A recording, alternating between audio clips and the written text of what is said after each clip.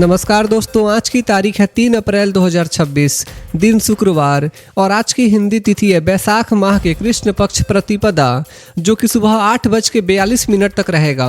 फिर उसके बाद से द्वितीय तिथि हो जाएगा। तो दोस्तों, अब आज के दिन का इतिहास भी जान लेते हैं। आज 3 अप्रैल को दुनिया भर में वर्ल्ड पार्टी डे मनाया जाता है। यह दिन लोगों के बीच खुशी और पॉजिटिविटी फैलाने के लिए मनाया जाता है। इस दिन लोग छोटी छोटी खुशियों को सेलिब्रेट करते हैं और लाइफ को एंजॉय करने का मैसेज देते हैं। और साल 2010 में आज ही के दिन एप्पल ने अपना पहला आईपैड लॉन्च किया। इस डिवाइस ने टेक्नोलॉजी की दुनिया में बड़ा बदलाव किया। पढ़ाई हो या काम हो या इंटरटेनमेंट, हर जगह इसका यूज तेजी से बढ़ा। और साल 1680 में आज ही के दिन मराठा साम्राज्य के संस्थापक छत्रपति शिवाजी महाराज का रायगढ़ किले में निधन हुआ था। वे एक महान योद्धा और दूरदर्शी नेता थे। उन्होंने अपने साहस से एक मजबूत साम्राज्य खड़ा किया। आज भी उनका जीवन हम सभी के लिए इंस्पिरेशन है। तो दोस्तों, ये था आज के दिन का इतिहास। तो चलिए अब जानते हैं आज की देश दुनिया भर की सबसे बड़ी खबरें।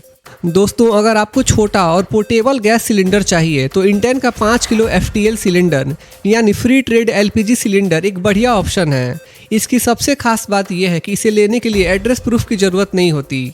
यानी स्टूडेंट्स हो, वर्किंग प्रोफेशनल्स और माइग्रेंट वर्कर्स के लिए ये काफ़ी आसान हो जाता है। जिन लोगों की गैस कंजप्शन कम है या जिनकी ज़रूरत टेम्पोरेरी है, उनके लिए ये परफेक्ट सॉल्यूशन है। सरकार और कंपनी ने भी ये साफ किया है कि LPG का पर्याप्त स्टॉक उपलब्ध है और सप्लाई पूरी तरह से जारी है। इसलिए किसी भी तरह की अफवाहों पर ध्यान न दें और निश्चिंत रहें। यानी छोटी ज़रूरत के लिए इंडेन का ये सिलेंडर एक बड़ा भरोसेमंद विकल्प बनकर सामने आ रहा है। देश भर में प्रवासी मजदूरों के लिए एक अच्छी पहल सामने आई है। BPCL लगातार क्लीन कुकिंग गैस की पहुंच को मजबूत कर रहा है। इसके तहत 5 किलो के भारत गैस मिनी सिलेंडर्स की सप्लाई लगातार जारी रखी जा रही है, ताकि माइग्रेंट फैमिलीज बिना किसी परेशानी के आसानी से खाना बना सकें। इसका सबसे बड़ा फ़ायदा ये है कि छोटे और पोर्टेबल होने की वजह से ये सिलेंडर कहीं भी इस्तेमाल किया जा सकता है और लोगों को बड़ी सिलेंडर की ज़रूरत नहीं पड़ती। यानी अब प्रवासी मजदूरों को कुकिंग गैस के लिए इधर उधर भटकना नहीं पड़ेगा। उन्हें रिलायबल और सेफ एनर्जी आसानी से मिल रही है। ये पहल दिखाती है कि BPCL हर परिवार तक, चाहे वो कहीं भी रहता हो, एनर्जी पहुंचाने के लिए लगातार काम कर रहा है। दिल्ली में प्रधानमंत्री नरेंद्र मोदी से 2 अहम मुलाकातें हुई हैं, जिसमें अलग अलग राज्यों के वरिष्ठ नेताओं ने उनसे भेंट की। सबसे पहले हरियाणा के चीफ मिनिस्टर नायब सैनी ने प्रधानमंत्री से मुलाकात की, जहां राज्य से जुड़े मुद्दों और विकास कार्यों पर चर्चा होने की संभावना है। इसके बाद वेस्ट बंगाल के गवर्नर RN रवि ने भी प्रधानमंत्री से मुलाकात की। यह बैठक भी महत्वपूर्ण मानी जा रही है। हालांकि मुलाकात की पूरी डिटेल्स सामने नहीं आई हैं, लेकिन माना जा रहा है कि इन बैठकों में राज्यों के प्रशासन और विकास से जुड़े अहम मुद्दों पर बातचीत हुई है। यानी दिल्ली में हाई लेवल मीटिंग्स का दौर देखने को मिला है। ग्लोबल मार्केट में आज क्रूड ऑयल की कीमतों में बड़ा उछाल देखने को मिला है और इसकी वजह है ईरान US कॉन्फ्लिक्ट का बढ़ता तनाव। US के प्रेसिडेंट डोनाल्ड ट्रंप ने साफ कहा है कि अमेरिका ईरान पर हमले जारी रखेगा, जिससे मार्केट में डर बढ़ गया है कि ऑयल सप्लाई लंबे समय तक प्रभावित हो सकती है। इसी वजह से क्रूड ऑयल की कीमतों में करीब 7% तक की तेजी आई है। ब्रेंट क्रूड अब करीब $109 प्रति बैरल के आसपास पहुंच गया है। वहीं WTI क्रूड भी $109 के करीब ट्रेड कर रहा है। असल चिंता ये है कि स्ट्रेट ऑफ हॉर्मुज, जहां से दुनिया का बड़ा हिस्सा ऑयल सप्लाई होता है, वहां डिसरप्शन का खतरा लगातार बना हुआ है। एक्सपर्ट्स का कहना है कि अगर ये तनाव ऐसे ही जारी रहा तो ऑयल प्राइसेज और ऊपर जा सकते हैं, जिसका असर पूरी दुनिया की इकोनॉमी पर पड़ेगा। वेस्ट एशिया में बढ़ते तनाव को लेकर सरकार पूरी तरह अलर्ट हो गई है। प्राइम मिनिस्टर नरेंद्र मोदी ने कैबिनेट कमेटी ऑन सिक्योरिटी की दूसरी बड़ी बैठक की है। इस बैठक में सबसे पहले आम लोगों की जरूरतों का रिव्यू किया गया, खासकर फ्यूल, फर्टिलाइजर और जरूरी सामान की अवेलेबिलिटी पर चर्चा हुई। PM मोदी ने साफ कहा है कि किसी भी हालत में आम जनता पर इसका असर नहीं पड़ना चाहिए और सभी डिपार्टमेंट्स को जरूरी कदम उठाने के निर्देश दिए गए हैं। सरकार ने बताया कि LPG और LNG की सप्लाई पूरी तरह स्टेबल है और डोमेस्टिक LPG के दाम भी नहीं बढ़ाए गए हैं। साथ ही फर्टिलाइजर की अवेलेबिलिटी पर भी खास ध्यान दिया जा रहा है, ताकि खरीफ और रबी सीजन में किसानों को कोई दिक्कत ना हो। पावर सप्लाई को लेकर भी तैयारी की गई है। समर सीजन में डिमांड बढ़ने को देखते हुए एक्स्ट्रा इंतजाम किए जा रहे हैं। इसके अलावा ब्लैक मार्केटिंग रोकने, प्राइसेज कंट्रोल करने और अफवाहों से बचने के लिए मॉनिटरिंग बढ़ा दी गई है। यानी सरकार हर सेक्टर में तैयारी कर रही है, ताकि ग्लोबल टेंशन का असर देश के अंदर कम से कम पड़े। वेस्ट एशिया में बढ़ते तनाव को लेकर भारत सरकार पूरी तरह सतर्क है और इसी बीच डिफेंस मिनिस्टर राजनाथ सिंह ने एक अहम बैठक की है। उन्होंने informal empowered group of ministers यानी IGOM की बैठक की अध्यक्षता की, जिसका मकसद वेस्ट एशिया की बदलती स्थिति पर नजर रखना है। इस ग्रुप को खास तौर पर इसलिए बनाया गया है ताकि ग्लोबल सिचुएशन का असर भारत पर कम से कम पड़े और सही समय पर सही फैसले लिए जा सकें। बैठक में सुरक्षा, एनर्जी सप्लाई, ट्रेड और इकोनॉमी जैसे अहम मुद्दों पर चर्चा होगी ताकि देश के हितों को सुरक्षित रखा जा सके। यानी साफ है, सरकार हर पल हालात पर नजर बनाए हुए है और जरूरत पड़ने पर तुरंत एक्शन लेने के लिए तैयार है। भारत अपने पड़ोसी देशों को लेकर लगातार बड़ी भूमिका निभा रहा है। एक्सटर्नल अफेयर्स मिनिस्ट्री ने एनर्जी सप्लाई को लेकर अहम जानकारी दी है। स्पोक्स पर्सन रणधीर जायसवाल ने बताया कि भारत 2007 से बांग्लादेश को लगातार एनर्जी सप्लाई कर रहा है, यानी लंबे समय से सहयोग जारी है। हाल ही में श्रीलंका को भी करीब 38,000 मीट्रिक टन पेट्रोलियम प्रोडक्ट्स दिए गए हैं, जो उनकी रिक्वेस्ट पर भेजे गए। साथ ही नेपाल और भूटान के साथ भी एनर्जी कॉपरेशन लगातार जारी है। अब मालदीव्स ने भी भारत से शॉर्ट टर्म और लॉन्ग टर्म बेसिस पर फ्यूल सप्लाई की मांग की है, जिस पर भारत सरकार विचार कर रही है। हालांकि सरकार ने साफ किया कि हर रिक्वेस्ट को भारत की अपनी ज़रूरत और उपलब्धता को ध्यान में रखकर ही पूरा किया जाएगा। यानी ग्लोबल टेंशन के बीच भारत अपने पड़ोसियों की भी मदद कर रहा है और अपनी ज़रूरतों का भी ध्यान रख रहा है। फ्यूल सप्लाई को लेकर सरकार ने बड़ा अपडेट दिया है। पेट्रोलियम मिनिस्ट्री की ज्वाइंट सेक्रेटरी सुजाता शर्मा ने साफ कहा है कि स्थिति पूरी तरह कंट्रोल में है।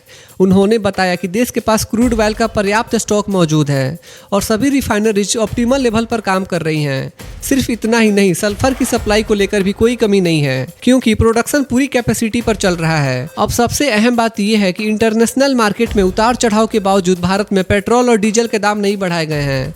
सरकार ने एक्साइज ड्यूटी कम करके कीमतों को स्टेबल रखने की कोशिश की है ताकि आम लोगों पर बोझ न पड़े। यानी साफ है, ग्लोबल टेंशन के बीच भी फ्यूल सप्लाई और प्राइसेस दोनों कंट्रोल में है। भारत सरकार ने पेट्रोकेमिकल सेक्टर को लेकर बड़ा फैसला लिया है। CBIC के टैक्स पॉलिसी मेंबर संजय मंगल ने इसकी जानकारी दी है। उन्होंने बताया कि सरकार ने क्रिटिकल पेट्रोकेमिकल प्रोडक्ट्स पर कस्टम्स ड्यूटी पूरी तरह खत्म कर दी है, लेकिन ये राहत सिर्फ 3 महीने के लिए होगी, यानी 30 जून तक लागू रहेगी। अब इसका मतलब यह है कि इंपोर्ट सस्ता हो जाएगा, जिससे इंडस्ट्रीज को रॉ मटेरियल आसानी से और कम कीमत पर मिलेगा। इससे प्रोडक्शन कॉस्ट कम हो सकती है और मार्केट में सप्लाई भी बेहतर बनी रहेगी। सरकार का ये कदम खास तौर पर ग्लोबल टेंशन और बढ़ती कीमतों के असर को कम करने के लिए लिया गया है। यानी आने वाले कुछ महीनों में पेट्रोकेमिकल सेक्टर को बड़ी राहत मिलने वाली है। भारत ने एक और बड़ा ह्यूमैनिटेरियन कदम उठाया है। इंडिया ने बुर्किना फासो को 1000 मीट्रिक टन चावल भेजा है। ये मदद खास तौर पर वहाँ के ज़रूरतमंद लोगों और इंटरनली डिस्प्लेस्ड फैमिलीज के लिए है, ताकि उनकी फूड सिक्योरिटी मजबूत हो सके। एक्सटर्नल अफेयर्स मिनिस्ट्री ने बताया कि ये कदम ग्लोबल साउथ देशों के प्रति भारत की जिम्मेदारी और कमिटमेंट को दिखाता है। भारत लगातार ह्यूमैनिटेरियन असिस्टेंस और डिजास्टर रिलीफ में एक रिलायबल पार्टनर की तरह काम कर रहा है और ज़रूरत पड़ने पर आगे आकर मदद कर रहा है। यानी भारत सिर्फ अपने देश तक सीमित नहीं है, बल्कि ग्लोबल लेवल पर भी ज़रूरतमंद देशों के साथ खड़ा है। ईरान और यूएस के बीच चल रहे युद्ध को लेकर बड़ी अपडेट सामने आई है। यूएस प्रेसिडेंट डोनाल्ड ट्रंप ने कहा है कि अमेरिका अपने मुख्य सैन्य लक्ष्य के बेहद करीब पहुंच चुका है। व्हाइट हाउस में दिए गए संबोधन में ट्रंप ने ऑपरेशन इपिक फ्यूरी की बड़ी कामयाबी का दावा किया और कहा कि यह युद्ध अब खत्म होने के करीब है। उन्होंने बताया कि यूएस फोर्सेज ने ईरान की मिलिट्री ताकत को काफ़ी हद तक कमज़ोर कर दिया है और अब फाइनल स्टेज में ऑपरेशंस चल रहे हैं। ट्रंप ने यह भी कहा कि वार खत्म होने के बाद अमेरिका और ज़्यादा सेफ और स्ट्रॉन्ग बनेगा। साथ ही उन्होंने अपने एलिज से अपील की है कि स्ट्रेट ऑफ हॉर्मुज में शिपिंग रूट्स को सुरक्षित बनाने में आगे आएं, क्योंकि यह ग्लोबल ऑयल सप्लाई का सबसे अहम रास्ता है। हालांकि उन्होंने यह भी संकेत दिया कि जरूरत पड़ने पर यूएस खुद भी हालात संभाल सकता है। यानी एक तरफ अमेरिका जीत का दावा कर रहा है, तो दूसरी तरफ ग्लोबल टेंशन अभी भी पूरी तरह खत्म नहीं हुआ है। वेस्ट एशिया कॉन्फ्लिक्ट अब इराक तक फैलता नजर आ रहा है, जहां हाल ही में हुए एयर स्ट्राइक्स में कई लोगों की मौत हो गई है। किरकुक के पास हुए हमले में पॉपुलर मोबिलाइजेशन फोर्सेस के 3 सदस्य और 2 इराकी पुलिसकर्मी मारे गए हैं। PMF जो पहले ISIL के खिलाफ बनाई गई थी और अब इराकी सिक्योरिटी सिस्टम का हिस्सा है, उसने इस हमले के लिए यूएस और इजराइल को जिम्मेदार ठहराया है।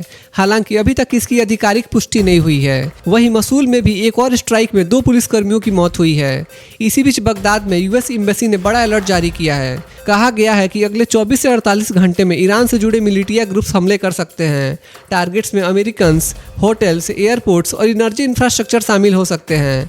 यूएस ने अपने नागरिकों को तुरंत इराक छोड़ने की सलाह दी है और एयर स्पेस बंद होने की वजह से सिर्फ रोड रूट्स ही खुले हैं। यानी साफ है ये कन्फ्लिक्ट अब और ज़्यादा फैल रहा है और हालात लगातार ज़्यादा खतरनाक होते नजर आ रहे हैं। मिडिल ईस्ट वार के खत्म होने की उम्मीद अब कमजोर पड़ती दिख रही है। अमेरिका के प्रेसिडेंट डोनाल्ड ट्रंप ने ईरान पर और तेज हमलों की बात कही है। उन्होंने कहा कि अगले 2 से 3 हफ्तों में अमेरिका और ज़्यादा एग्रेसिव स्ट्राइक्स करेगा, जिससे कन्फ्लिक्ट और बढ़ सकता है। इस बयान का सीधा असर ग्लोबल मार्केट पर दिखा। ऑयल प्राइसेस फिर से $100 के ऊपर पहुंच गए। ब्रेंट क्रूड करीब $108 प्रति बैरल तक चला गया। वहीं स्टॉक मार्केट में गिरावट आई और डॉलर मजबूत हुआ, क्योंकि इन्वेस्टर्स को अब अनसर्टेनिटी बढ़ती दिख रही है। ईरान ने भी जवाब में चेतावनी दी है कि आगे और बड़े और खतरनाक हमले किए जाएंगे। इसी बीच स्ट्रेट ऑफ हॉर्मुज लगभग बंद हो चुका है, जहां से दुनिया का करीब 20% ऑयल सप्लाई होता है, जिससे एनर्जी क्राइसिस का खतरा और बढ़ गया है। सऊदी अरबिया और यूएई जैसे देशों ने भी ड्रोन और मिसाइल से इंटरसेप्ट किए हैं और यूएस ने अपने नागरिकों को ईरान छोड़ने की सलाह दी है। IMF और वर्ल्ड बैंक ने भी चेतावनी दी है कि इस युद्ध का असर अब ग्लोबल इकोनॉमी पर गंभीर पड़ सकता है। यानी साफ है शांति की उम्मीद कम हो रही है और हालात अभी और बिगड़ सकते हैं। प्रधानमंत्री नरेंद्र मोदी ने कर्मयोगी साधना सप्ताह को वीडियो संदेश के जरिए संबोधित किया, जो कैपेसिटी बिल्डिंग कमीशन के फाउंडेशन डे पर आयोजित किया गया। अपने संबोधन में पीएम मोदी ने कहा कि अब गवर्नेंस को ज़्यादा सिटीजन सेंट्रिक, टेक्नोलॉजी ड्रिवेन और रिस्पॉन्सिव बनाना जरूरी है। उन्होंने नागरिक देवो भव को आज की गवर्नेंस का मूल मंत्र बताया, यानी हर नीति और सेवा में नागरिक को केंद्र में रखा जाए। पीएम ने कैपेसिटी बिल्डिंग कमीशन और IGOT मिशन कर्मयोगी का जिक्र करते हुए कहा कि इसका मकसद सरकारी कर्मचारियों को मॉडर्न, कैपेबल और सेंसिटिव बनाना है। उन्होंने यह भी कहा कि विकसित भारत के लक्ष्य को हासिल करने में सिविल सर्वेंट्स की बड़ी भूमिका है, जो इकोनॉमी, इंफ्रास्ट्रक्चर और स्किल डेवलपमेंट को आगे बढ़ाते हैं। टेक्नोलॉजी और AI पर जोर देते हुए पीएम मोदी ने कहा कि आने वाले समय में डाटा और टेक्नोलॉजी से ही बेहतर फैसले लिए जाएंगे। साथ ही उन्होंने राज्यों के बीच बेहतर कोऑर्डिनेशन और टीम वर्क की जरूरत बताई, ताकि देश का बैलेंस्ड डेवलपमेंट हो सके। अंत में पीएम मोदी ने कहा कि लोगों का भरोसा ही लोकतंत्र की असली ताकत है और इसे बनाए रखना हर अधिकारी की जिम्मेदारी है। स्ट्रेट ऑफ हॉर्मुज को लेकर एक बड़ा बयान सामने आया है। फ्रांस के राष्ट्रपति इमैनुअल मैक्रों ने साफ कहा है कि इसे मिलिट्री एक्शन से खोलना रियलिस्टिक नहीं है। उन्होंने चेतावनी दी कि अगर कोई सैन्य कार्रवाई होती है तो इसमें काफी लंबा समय तक लग सकता है और जहाजों को भी बड़ा खतरा रहेगा। मैक्रों ने कहा कि ईरान की रिवॉल्यूशनरी गार्ड के पास बैलिस्टिक मिसाइल्स जैसी ताकत है, जिससे कोस्टल इलाकों से सीधे हमला किया जा सकता है, यानी मिलिट्री सॉल्यूशन आसान नहीं है। उन्होंने ये भी साफ किया कि स्ट्रेट को दोबारा खोलने का सही तरीका नेगोशिएशंस है और इसके लिए ईरान के साथ बातचीत जरूरी होगी। संभव है कि ये बातचीत सीज फायर के बाद ही शुरू हो सके। यानी साफ है ग्लोबल ऑयल सप्लाई के इस अहम रूट को लेकर टेंशन तो है, लेकिन समाधान अब डिप्लोमेसी से ही निकलेगा। आज सोना और चांदी की कीमतों में गिरावट देखने को मिली है, जिसका असर सीधे बाजार पर नजर आ रहा है। सबसे पहले सोने की बात करें तो 24 कैरेट सोना आज करीब 14,897 रुपये प्रति ग्राम चल रहा है, यानी 10 ग्राम सोने का भाव लगभग 1,48,970 रुपये है। अब चांदी का रेट समझिए। आज चांदी करीब 240 से 250 रुपये प्रति ग्राम पर ट्रेड कर रही है, यानी 1 किलो चांदी की कीमत करीब 2,40,000 से 2,50,000 रुपये के बीच है। अब गिरावट की वजह क्या है ये भी समझ लीजिए। बताया जा रहा है कि इंटरनेशनल मार्केट में दबाव और डॉलर की मजबूती के कारण सोना और चांदी के दाम नीचे आए हैं, यानी फिलहाल मार्केट में थोड़ी नरमी देखने को मिल रही है। हालांकि ध्यान रखें, अलग अलग शहरों में कीमतों में थोड़ा फर्क हो सकता है। तो दोस्तों आज के लिए बस इतना ही था। देश भर के छोटे बड़े अपडेट्स और हर दिन के लेटेस्ट न्यूज़, करंट अफेयर्स देखने के लिए हमारे यूट्यूब न्यूज़ चैनल इंडियन जनता न्यूज़ को सब्सक्राइब जरूर करें। मिलते हैं अगले वीडियो में, तब तक के लिए बाय बाय, टेक केयर, जय हिंद।